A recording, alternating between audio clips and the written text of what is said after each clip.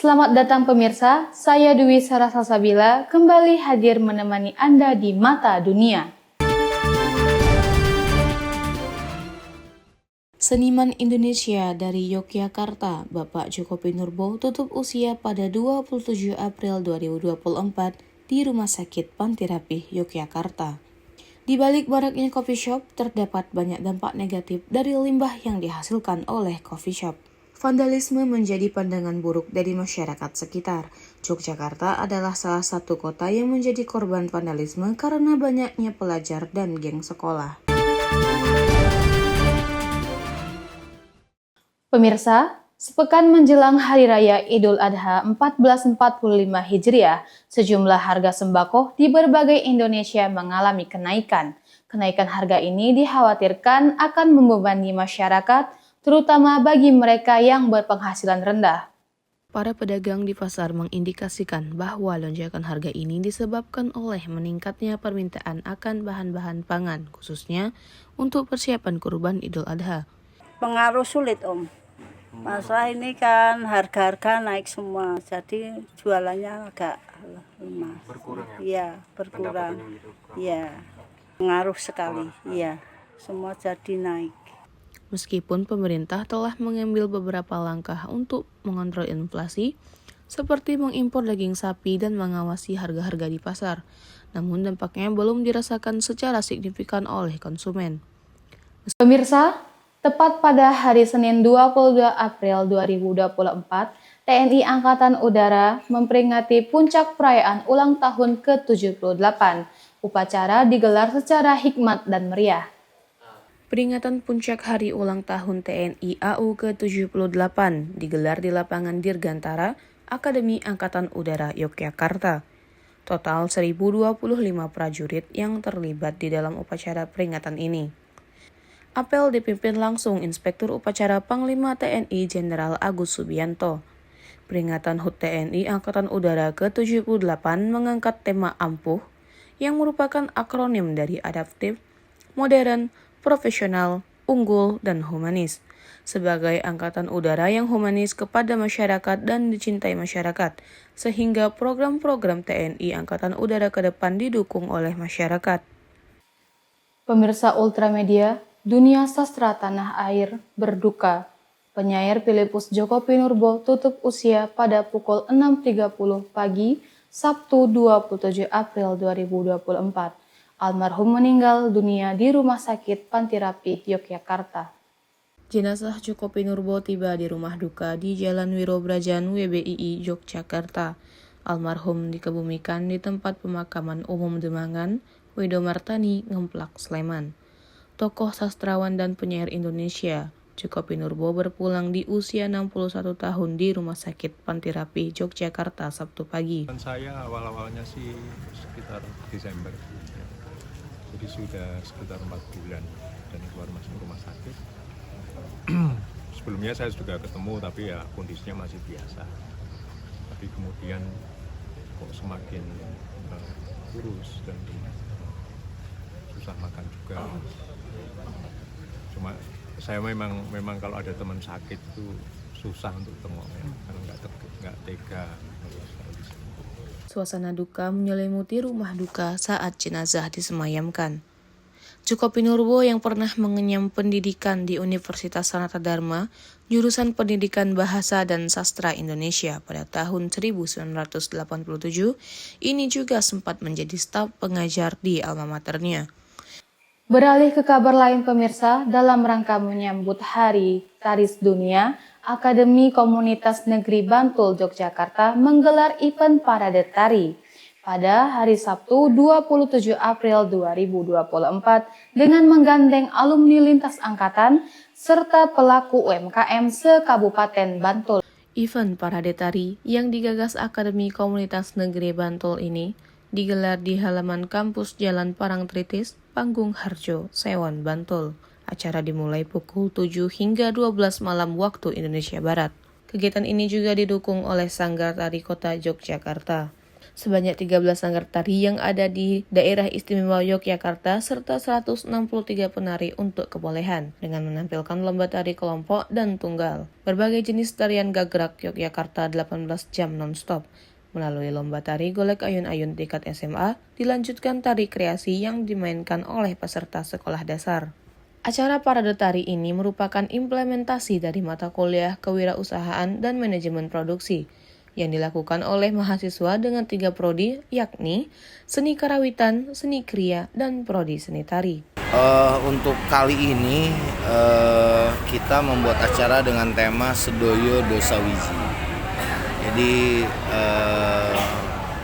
bersama, menyatu dengan kebersamaan. Kegiatan ini juga merupakan pembuktian bagaimana pimpinan AKN Seni dan Budaya Yogyakarta dapat menerima arahan dari Gubernur Daerah Istimewa Yogyakarta bahwa mahasiswa dan lulusan AKN harus memiliki kemandirian yang baik serta kesejahteraan ekonomi. Acara ini mendapatkan atensi yang positif dari masyarakat. Pemirsa, kami kembali dengan berita terkini. Terjadi kecelakaan di Jalan Parangtritis, Bantul yang melibatkan 1 mobil dan 1 sepeda motor. Dari kecelakaan ini terdapat 2 orang yang mengalami luka-luka. Kecelakaan terjadi sekitar pukul 8 malam waktu Indonesia Barat. Menurut keterangan saksi mata, mobil melaju dari arah utara dengan kecepatan tinggi, sedangkan sepeda motor melaju dari arah selatan. Tabrakan tidak terhindarkan, dan pengendara motor terpental ke sungai yang berada di bawah jembatan. Kedua korban yang mengalami luka-luka adalah pengendara motor yang berusia 20 tahun dan 23 tahun. Mereka mengalami luka di bagian kepala dan tubuh. Korban langsung dilarikan ke rumah sakit terdekat untuk mendapatkan perawatan medis. Saat kejadian, terdapat petugas pengatur lalu lintas di lokasi yang sedang beristirahat. Petugas Polantas tersebut kini dimintai keterangan untuk mengetahui penyebab pasti kecelakaan. Hingga berita ini turun, motor korban masih berada di atas jembatan. Petugas dari Satlantas Polres Bantul masih melakukan evakuasi. Kecelakaan ini menjadi pengingat bagi para pengendara untuk selalu berhati-hati di jalan raya, patuhi aturan lalu lintas, dan selalu gunakan helm saat berkendara. Ketika kebersamaan membawa kebahagiaan. Welcome guys!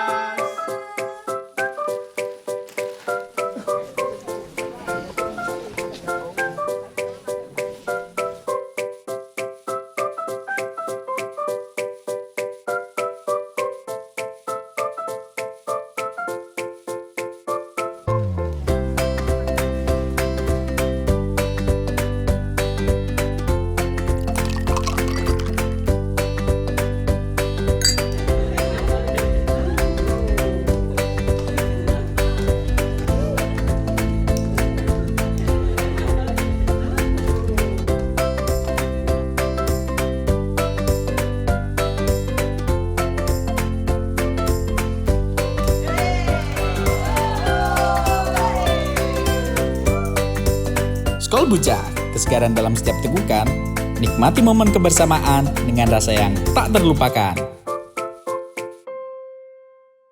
Pemirsa, Yogyakarta yang terkenal dengan keramahan penduduknya, dengan segudang predikat kota pariwisata, kota pendidikan, kota budaya, dan predikat lainnya, kini dihadapi permasalahan sampah yang kian mengkhawatirkan. Saat ini, Yogyakarta sedang darurat sampah. Warga Jogja kini tengah kebingungan akan membuang sampah karena tempat pembuangan sampah terpadu Piungan ditutup sementara. TPST Piungan Yogyakarta ditutup karena sampah yang berada di sana sudah penuh atau melebihi kapasitas, sehingga tidak mungkin lagi menampung sampah yang datang dari berbagai penjuru Yogyakarta. Beberapa aktivis lingkungan menyebutkan Yogyakarta kini darurat sampah. Pasalnya, sampah banyak menumpuk di sudut-sudut beberapa wilayah kota Yogyakarta karena tak lagi diangkut ke TPST Piungan. Pemirsa, saat ini fenomena yang semakin marak di tengah masyarakat yaitu tumbuhnya bisnis coffee shop. Di satu sisi, hadirnya coffee shop dapat menjadi pilihan baru bagi penikmat kopi dan menjadi daya tarik tersendiri bagi banyak orang. Namun, di balik aroma kopi yang menggugah selera, tersimpan permasalahan lingkungan yang cukup serius. Pertumbuhan coffee shop yang begitu pesat tidak dapat dipungkiri telah memberikan kontribusi terhadap peningkatan jumlah sampah, terutama sampah plastik. Penggunaan gelas sekali pakai, sedotan plastik, dan kemasan makanan berbahan di plastik menjadi hal yang lumrah di sebagian besar coffee shop. Sedangkan, sampah plastik membutuhkan waktu ratusan tahun untuk terurai dan dapat mencemari lingkungan serta mengancam keberlangsungan kehidupan makhluk hidup. Pemilik coffee shop seringkali beralasan bahwa penggunaan kemasan sekali pakai merupakan pilihan yang praktis dan efisien. Namun, kita perlu menyadari bahwa kemudahan ini datang dengan harga yang mahal bagi lingkungan. Nah itu dia, paling aku sih bawa tumbler kecil gitu yang 250 ml gitu, itu bawa sendiri. Ya kalau misalkan lupa bawa, kepaksa ya harus pakai cup plastik, tapi kalau biasanya sih bawa itu tumbler sendiri sih dari rumah. Penggunaan kemasan sekali pakai ini nggak bisa dibiarkan, karena begitu tinggu, diumbe, buang, dan ini sampah. Semakin banyak yang menggunakan kemasan sekali pakai, berarti akan semakin banyak volume sampah yang dihasilkan. Nah, kan? Nah, bagaimana sebaiknya? Sebaiknya kalau menurut saya, ya kembali kepada menggunakan wadah, menggunakan gelas, menggunakan cangkir yang bisa dipakai berulang-ulang. Reuse, kan gitu. Nah, jadi coffee shop itu termasuk penyumbang. Cuma kalau dari sisi engineering, memang dari proporsinya, memang dia ya dari 300 ton dia nggak ya sebanyak itu gitu. Persentasenya kecil. Tapi kalau dari sektor, kita sebutnya itu sektor sampah sejenis sampah rumah tangga. Jadi itu sektor komersil yang di luar rumah-rumah gitu. Nah, coffee shop itu masuk, itu coffee shop, wilayah komersil, kantor, apa itu wilayah sampah sejenis sampah rumah tangga. Nah, itu proporsinya bahkan bisa menyaingi sampah rumah tangga gitu. Jadi coffee shop itu bagian dari itu. Dia bagian dari sumber masalah sampah juga. Di tengah isu darurat sampah yang melanda Indonesia, muncul secercah harapan dari Kabupaten Bantul, Yogyakarta, yaitu Bank Sampah Gemah Ripah. Solusi kreatif dalam mengelola sampah rumah tangga yang telah berdiri sejak tahun 2008. Bank Sampah Gemah Ripah tidak hanya menerima sampah rumah tangga, tetapi juga mengolahnya menjadi produk-produk bernilai ekonomis. Sampah non-organik diolah menjadi berbagai kerajinan tangan, sedangkan sampah organik diubah menjadi pupuk kompos. Ini kita nabungnya itu bukan nabung uang, tapi nabung sampah. Jadi dari kepedulian direktur kami, Pak Bambang atau pendiri Bank Sampah Gemah Ripah ini, itu di tahun 2006 kan terjadi gempa di Bantul. Nah, itu banyak sekali sampah-sampah yang berserakan. Nah, dari situ Pak Bambang itu punya ide gimana untuk pengelolaan dari sampah-sampah yang berserakan. Nah, Pak Bambang awalnya mengajak warga-warga untuk agar mengolah sampahnya itu ditabungkan ke bank sampah. Nah, Bank Sampah Gemah Ripah telah menjadi inspirasi bagi banyak daerah lain di Indonesia.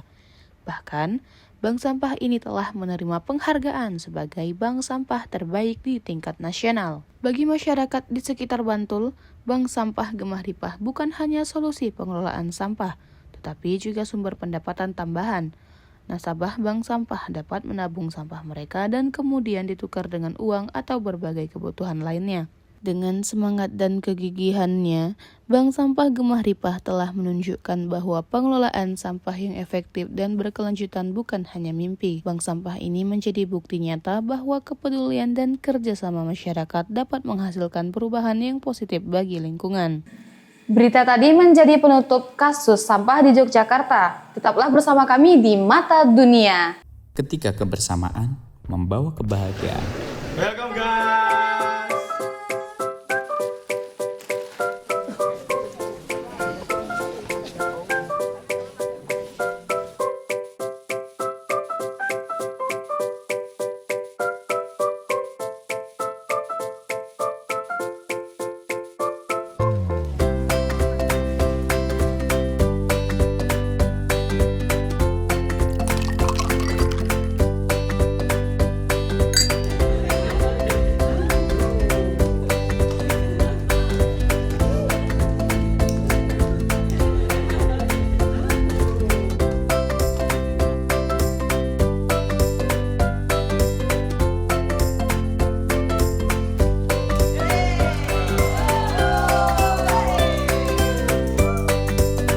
Skol Bujang, kesegaran dalam setiap tegukan, nikmati momen kebersamaan dengan rasa yang tak terlupakan.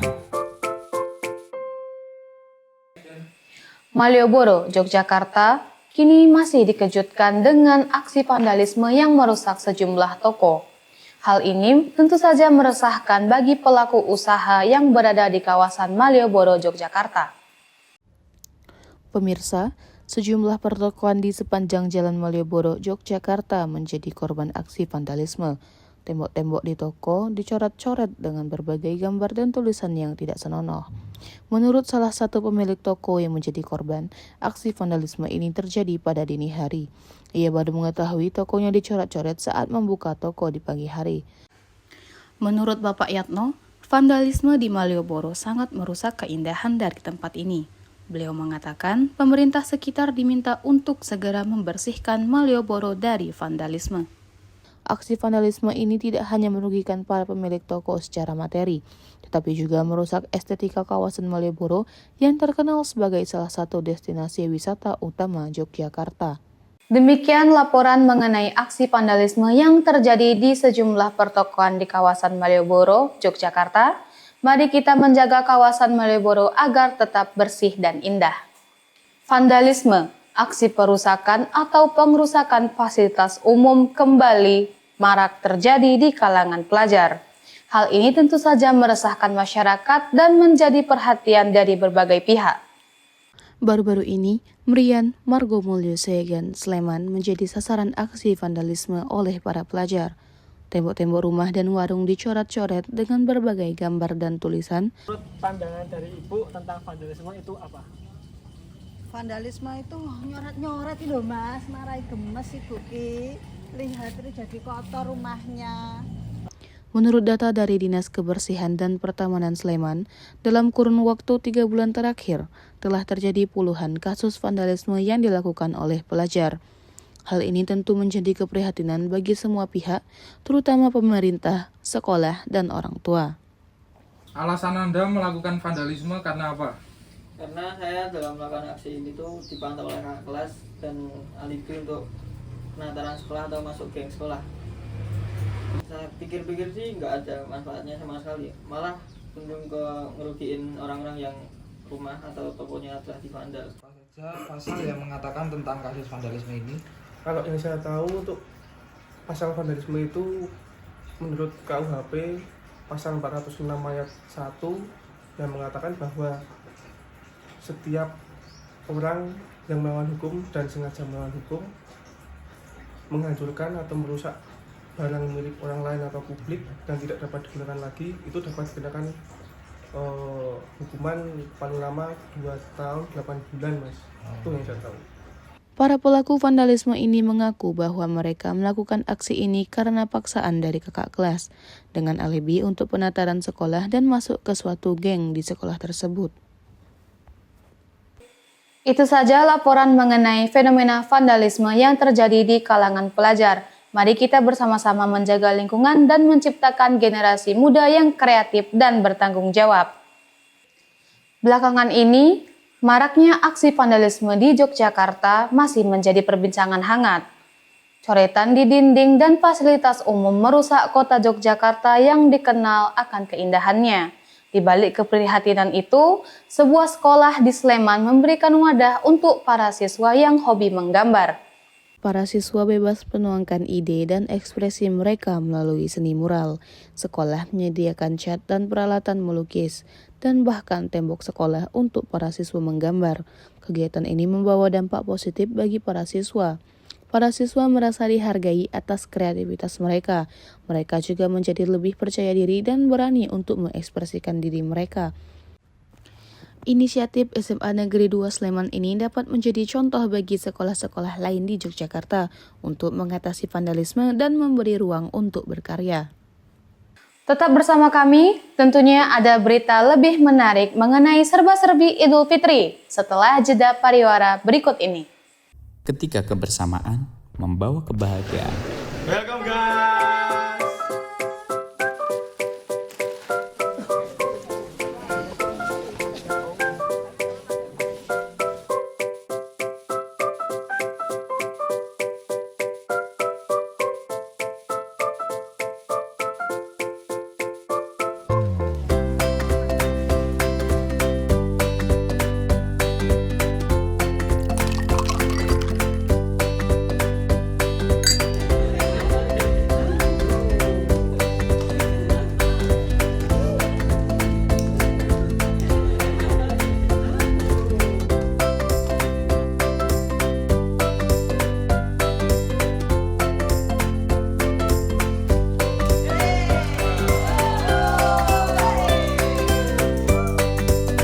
Skol Bujang, kesegaran dalam setiap tegukan, nikmati momen kebersamaan dengan rasa yang tak terlupakan. Kembali di Ultramedia pemirsa, dalam menyambut Hari Raya Idul Fitri, sejumlah tradisi yang dilakukan masyarakat Yogyakarta untuk mensyukuri waktu Lebaran. Salah satunya adalah tradisi Songolikuran atau Malam 29, yakni pesta kembang api atau mercon yang dilakukan masyarakat Melangi Sleman. Inilah tradisi yang selalu mewarnai menjelang Lebaran di komplek makam salah satu keluarga keraton Kiai Haji Nur Iman, Melangi, Sleman, Yogyakarta. Selalu diwarnai pesta mercon mulai malam 29 hingga dini hari.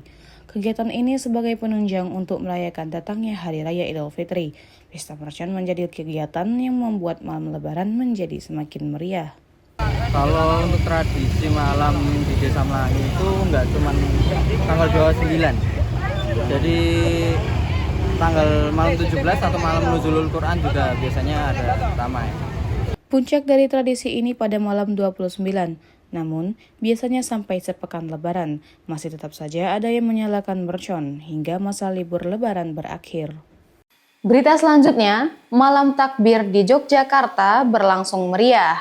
Puluhan kontingen ikut meramaikan festival takbir keliling untuk menyambut Hari Raya Idul Fitri.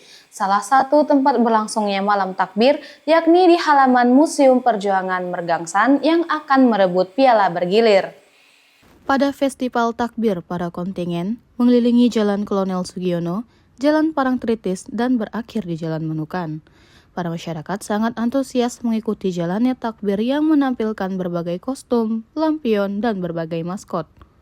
Mereka juga memperagakan tarian yang menarik serta tabuhan musik yang diiringi oleh gema takbir. Di tahun ini PHBI Mergangsan mengusung tema Peranan Ilmu Pengetahuan dan Teknologi dalam Islam, yang diharapkan agar generasi muda dapat mengembangkan kreativitas dan pola pikir yang maju. Dengan adanya kriteria penilaian kompetisi mulai dari takbir, musik, kostum, lampion, dan maskot. Dalam festival tersebut, para peserta akan memperebutkan piala bergilir. Gubernur Daerah Istimewa Yogyakarta untuk juara 1, Wali Kota juara 2, dan Piala Mantri Pamong Praja Mergangsan untuk juara 3.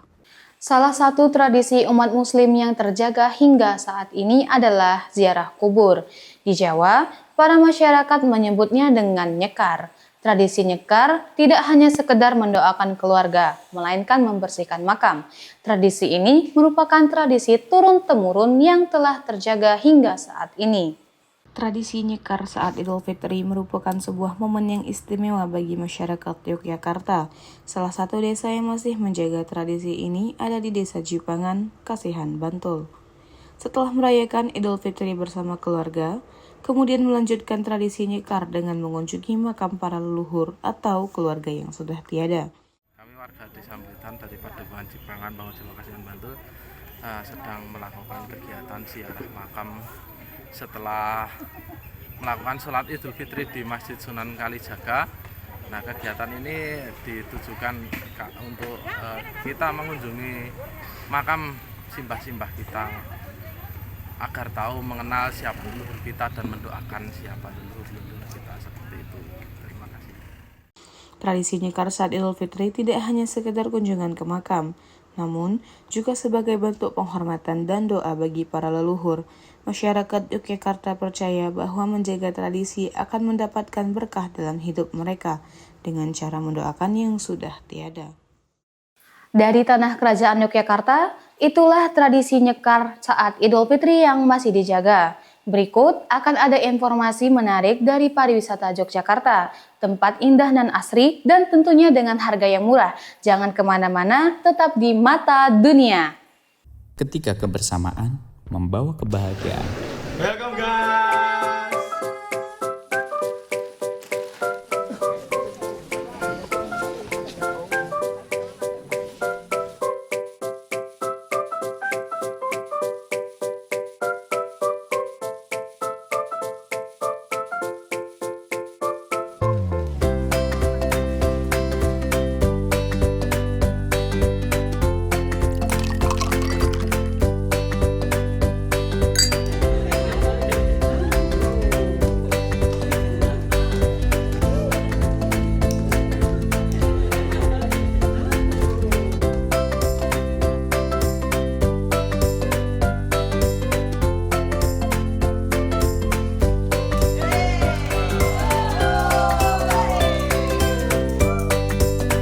Skol Bujang, kesegaran dalam setiap tegukan, nikmati momen kebersamaan dengan rasa yang tak terlupakan.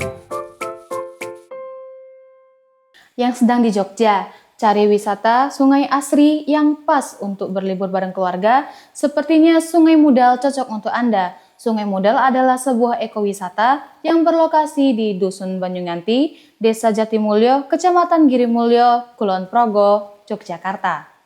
Bagi teman-teman yang bingung ingin berkunjung ke Kulon Progo, khususnya menikmati keindahan alam dan juga bermain air, belum afdol rasanya jika teman-teman belum mengunjungi salah satu destinasi ekowisata yaitu Sungai Mudal. Yuk ikutin aku.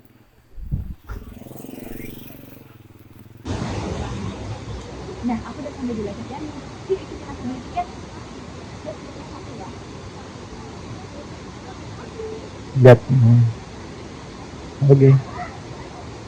Nah, sekarang kita udah sampai nih di Sungai Mudalnya.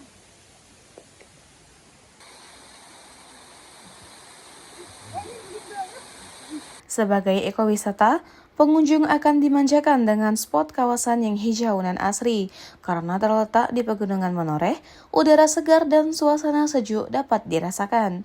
Tak hanya spot alam dan sungainya yang dapat dinikmati, pengunjung juga bisa menjajal sejumlah wahana outbound.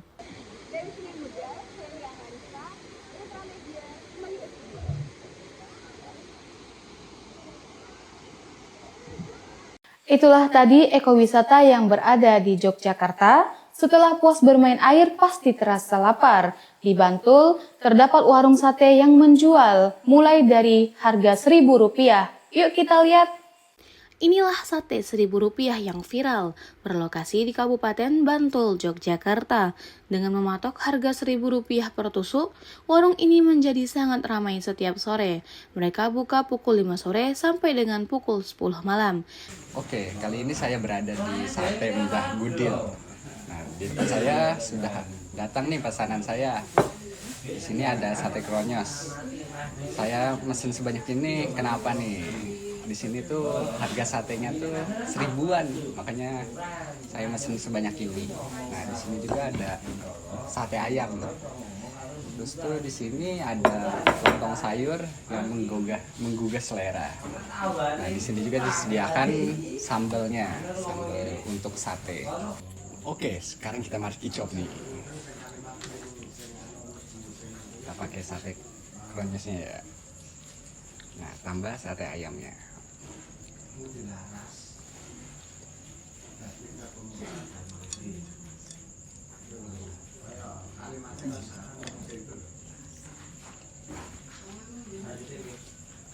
Tekstur dari sate kronyosnya ini tuh mempunyai tekstur yang kenyal dan mempunyai rasa yang gurih serta ada manisnya.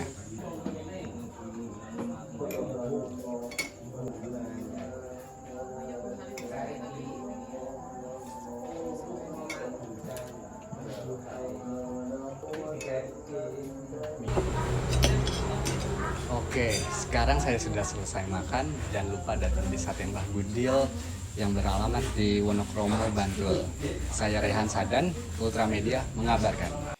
Itu tadi sate Rp1.000 yang ada di Bantul, Yogyakarta. Bisa jadi opsi kuliner kalian ketika berwisata ke Yogyakarta.